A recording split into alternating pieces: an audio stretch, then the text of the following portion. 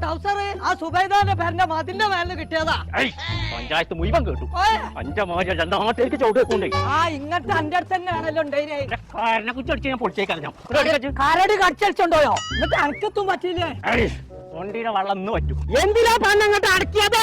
ഇത് പടക്കാലെന്തോ പുതിയൊരു സാധനം കൂടി നിക്കണ എത്തായി മണ്ണിന്റെ കട്ട മണ്ണാൻ കട്ടെ ഒറ്റ കുത്തൽ കുത്തിയാണല്ലോ എംബ്രിക്സ് പടച്ചമ്പുരാനെ ഇന്ദ്രൻസ് ഒക്കെ പടം തുടങ്ങി എത്താ കോയെ